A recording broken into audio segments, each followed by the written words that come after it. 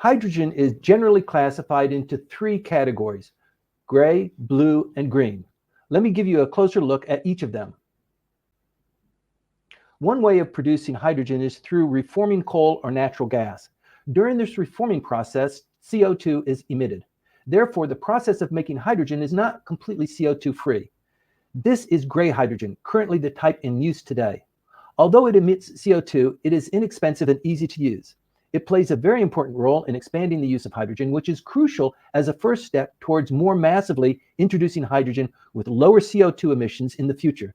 You can consider gray hydrogen as having this essential first player role.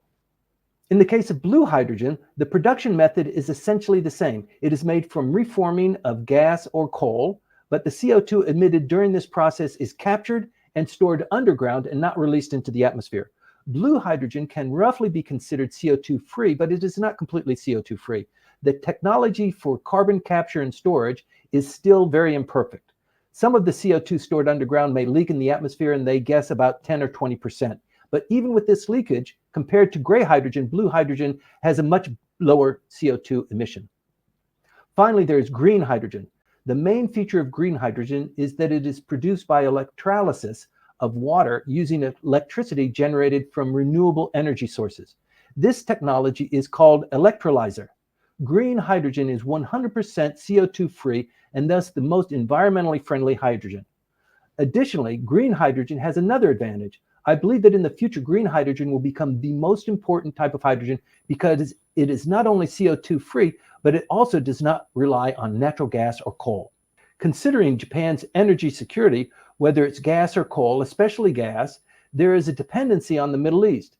The current Russia-Ukraine war has restricted LNG supplies, for example. Fossil fuel-based energy sources are regionally concentrated and inherently involve geopolitical risks. However, green energy is produced from water, which is available everywhere. Therefore, it avoids geopolitical risk. For these two reasons, I believe hydrogen will hold a central position in the future. The Japanese government believes that too. It does not emit CO2, and it has little to no geopolitical risk.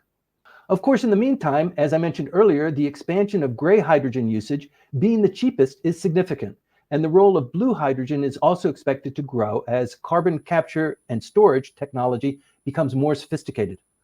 Among these three types of hydrogen, the Japanese government is planning to support green and blue.